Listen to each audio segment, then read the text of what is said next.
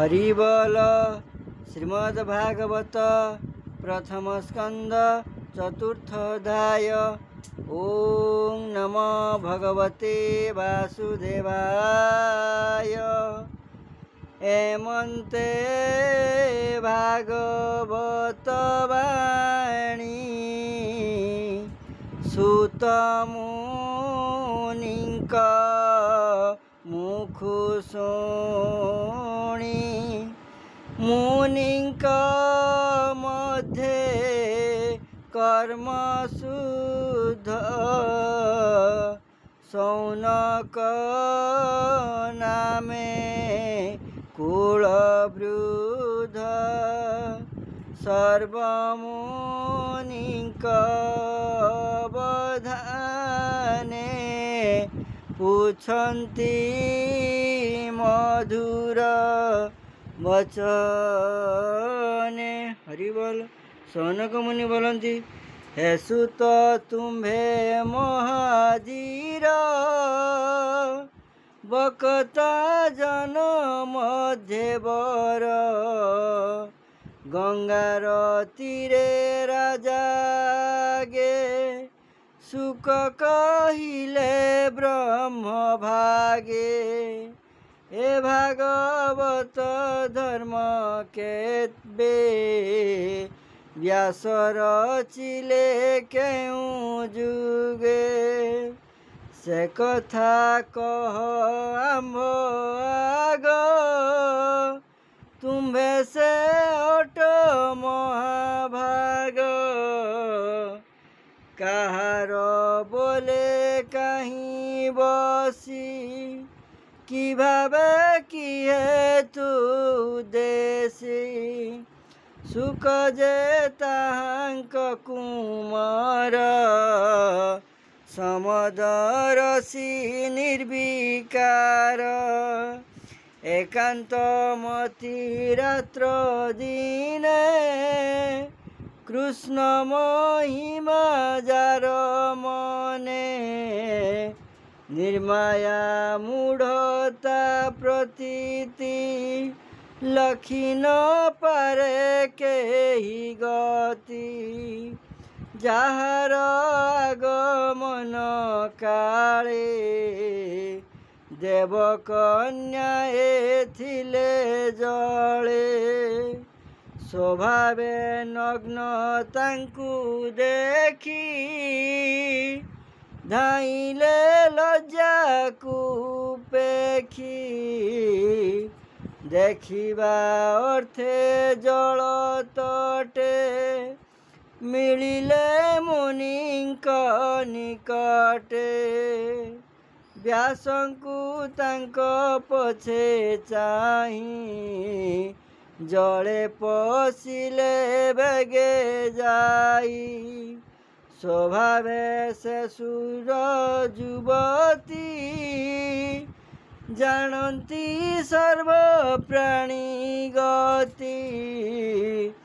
देखी कन्याक मूढ़ गति चंचल व्यासंकर मति।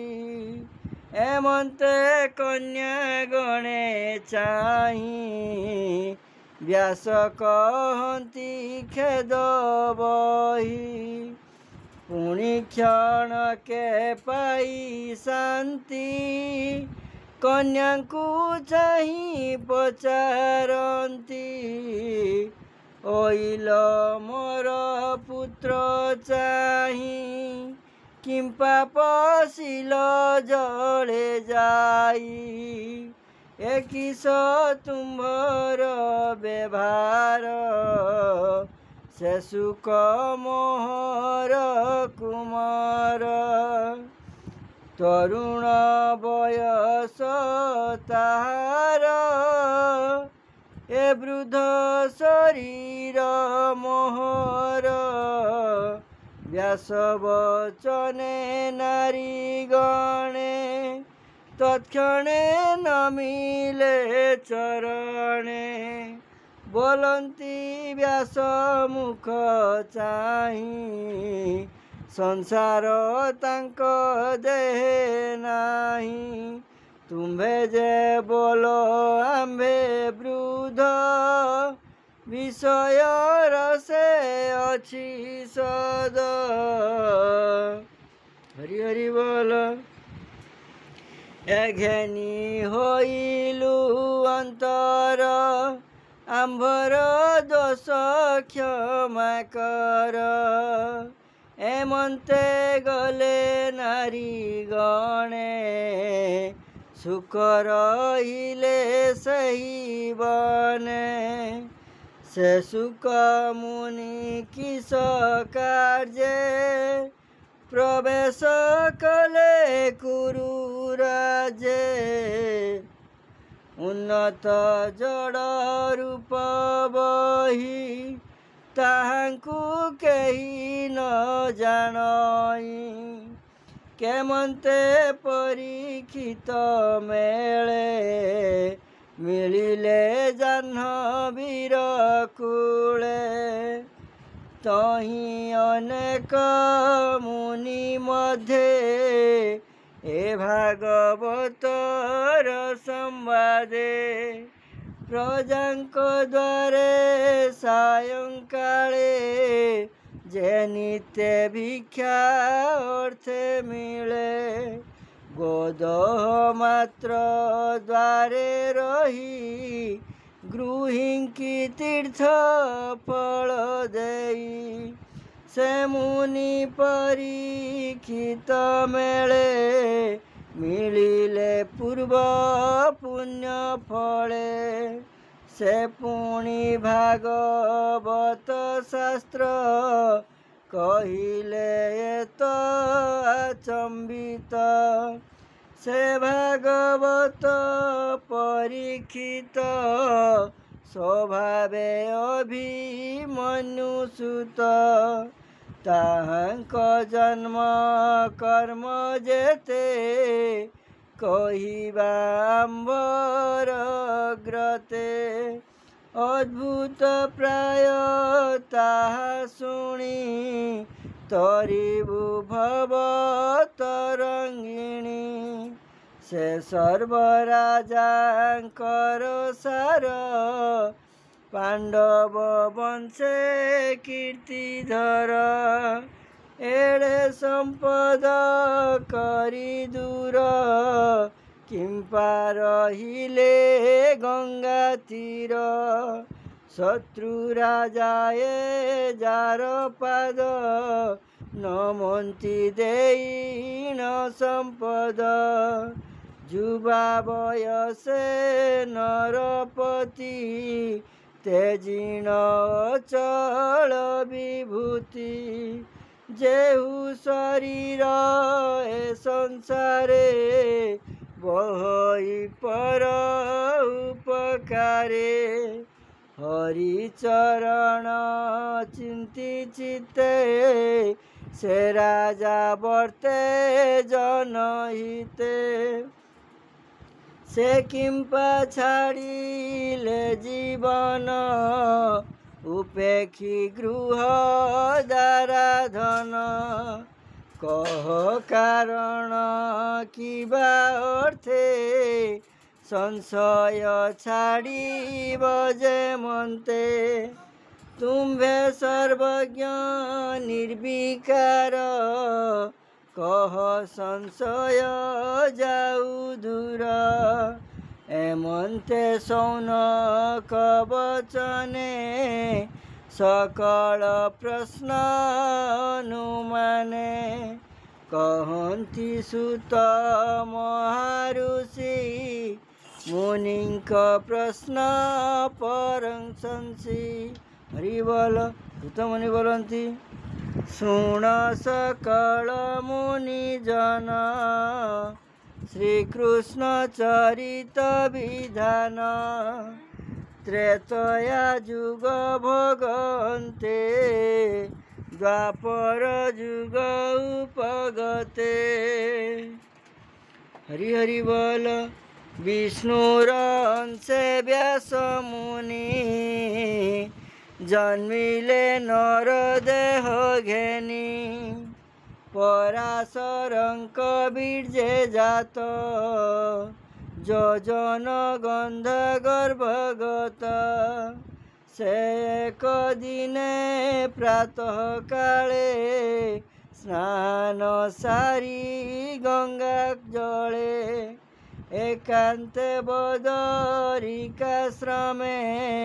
ବସିଣ ନିଶ୍ଚଳ ଆସନେ ପର ଜ୍ଞାନେ ଜାଣେ সকল শাস্ত্র পরিমাণে যে কাଳ পুরুষର বଳେ ଯୁଗେ ଉଡ଼ନ୍ତି ଅନ୍ତରାଳେ ତାହାକୁ ନ ଦେଖନ୍ତି କେହି ବ୍ରହ୍ମାଣ୍ଡ ମଧ୍ୟରେ ଦେହ ବହି ପ୍ରାଣୀଙ୍କ ବଳ ନିତ୍ୟ ହରେ ଯୁଗ ସ୍ୱଭାବ ଅନୁସାରେ କଳି ଆଗମେ ପ୍ରାଣୀଙ୍କର ଯେମନ୍ତ ହୋଇବ ବ୍ୟବହାର ଶ୍ରଦ୍ଧା ଛାଡ଼ିବେ ଅତି ଦୂରେ ଦୁର୍ବଳ ହୋଇବେ ଶରୀରେ ବୁଦ୍ଧି ହୋଇବ ଲୋଭେ ଗ୍ରାସ ସ୍ୱଭାବେ ଅଳପ ଆୟୁଷ ଦୁର୍ଭାଗା ହୋଇବେ ସକଳେ ଏହା ଜାଣିଲେ ଯୋଗ ବଳେ ବ୍ରାହ୍ମଣ ଆଦି ଚାରି ବର୍ଣ୍ଣେ କଳି ବଞ୍ଚିବ ଯେଉଁ ଧର୍ମେ ବେଦ ଉଚିତ ଶୁଦ୍ଧ କର୍ମ ଆଶ୍ରମେ ଭିନ୍ନ ଭିନ୍ନ ଧର୍ମ ଜୀବର ଶୁଦ୍ଧେ ଅର୍ଥ କରି ଯେମନ୍ତେ ବିଷ୍ଣୁ ମାୟା ତରି ଧର୍ମ ସାଧିବେ ଯଜ୍ଞ ମତେ ଏମନ୍ତ ଭାଳି ମୁନି ଚିତେ ବେଦକୁ କଲେ ଚାରି ଖଣ୍ଡ ମଧ୍ୟେ ଭିଆଇ କର୍ମକାଣ୍ଡ ଋକୁ ଯଜୁ ସାମ ଅଥର୍ବ ଏ ରୂପେ କରି ଭିନ୍ନ ଭାବ ପଞ୍ଚମ ବେଦ ଇତିହାସ ବ୍ରହ୍ମ ପୁରାଣ ଅଷ୍ଟାଦଶ ପୈଳ ମୁନି କି ଆଣିଲେ ପ୍ରଥମ ବେଦ ପଢ଼ାଇଲେ ଜୈମିନୀଙ୍କି ଦେଲେ ସାମ ଯଜୁ ଯେ ବୈଶମ୍ପାୟନ ଅଙ୍ଗିରା ମୁନି ଅଥର୍ବଣେ ମୋ ପିତାର ମହରଷଣେ ପୁରାଣ ଅଷ୍ଟାଦଶ ଦେଲେ ଏମନ୍ତେ କର୍ମ ସମ୍ପାଦିଲେ ସେ ଶିଷ୍ୟ ବିଚାରି ନିଶ୍ଚଳେ ବେଦ ବୃକ୍ଷକୁ ଯୋଗ ବଳେ ଅନେକ ଶାଖା ଭିଆଇଲେ ଶିଷ୍ୟ ପ୍ରଶିଷ୍ୟ ଶିଖାଇଲେ ଅଳପ ବୁଦ୍ଧି ନର ଯେତେ ବେଦ ଧରିବେ ଦୃଢ଼ ଚିତ୍ତେ ତେଣୁ ଏ ବେଦ ଭାଗ କଲେ ଯେ ଯାହା ମତି ଅନୁସାରେ ତ୍ରିଶୂଦ୍ରଜନ ଏ ଜଗତେ ଯଜ୍ଞ ନୁହନ୍ତି ବେଦ ପଥେ ତାଙ୍କ ନିସ୍ତାରଣ ଅର୍ଥେ ଉପାୟ ଚିନ୍ତି ଦୟା ଚିତେ ବୁଦ୍ଧି ମନ୍ଥନେ ବେଦ ମନ୍ଥି ଭାରତ ପଦ ବନ୍ଧେ ଗ୍ରୁନ୍ଥି ବେଦୁ ଉଦ୍ଧାରି ସାର ଅର୍ଥ ସୃଜିଲେ ପୁରାଣ ଭାରତ ପ୍ରାଣୀଙ୍କି ନିସ୍ତାରିବା ଅର୍ଥେ କାନନେ ମିଳିଲେ ନିଶ୍ଚିନ୍ତେ কলে সর্বধর্ম যেতে তোষ নহিলা হৃদগতে আশ্রিত সরস্বতী কূলে মন নর হই নিশ্চলে যোগে ন পারি চিত্ত ধরি চঞ্চলে মন্ত বিচারি অতি কঠোরে বেদ ঘেনি গুরু অনলে চিত্ত মানি যেবা ভারত কলিসার স্ত্রী শূদ্র জনক নিস্তার তেবে নির্মল নহে মন চিন্তা অনলে ছন ছন এ মন ধরিবি কেমন্তে নিশ্চল করি জ্ঞান পথে যেতে চিন্তিলি বেদ ধর্ম বিচারে সে মায়া ভ্রম এ মায়া তুটই যেমন্তে শ্রীকৃষ্ণ ভক্তি যোগ পথে কহিবি ভাগবত ধর্ম জেনে ন লাগে মায়া ভ্রম এমন্ত হৃদয় বিচারি মন কুন পারন্তি ধরি এমন্ত সময় নারদ আসন্তে শুভে বীণাবাদ তৎক্ষণে সরস্বতী তটে মিলিলে ব্যাসঙ্ক নিকটে নারদ আগমন দেখি তৎক্ষণে আসন উপেক্ষি কেতে দূর আগসরি নারদ করে কর ধরি বসাই উত্তম আসনে পূজিলে অতিথি বিধানে সে ব্যাস নারদঙ্ক পাদে সুজনে প্রণাম আনন্দে যার চিন্তনে পাপনাশ নময়ী জগন্নাথ দাস হরি হরি বল। ইতি শ্রীমদ্ভাগবতে महापुराणे परमहंस्यां संहितायां प्रथमस्कन्धे नैमिषीयोपाख्याने चतुर्थोऽध्याय। हरि हरि बोल। जय जगत कृपालु प्रभु परम दयालु नाथ नाथाय देव देवाय। अज्ञानी मानक ज्ञान दियंतु जगतर प्राणी मंगल वृद्धि करंतु कल्याण करंतु प्रभु कल्याणमय।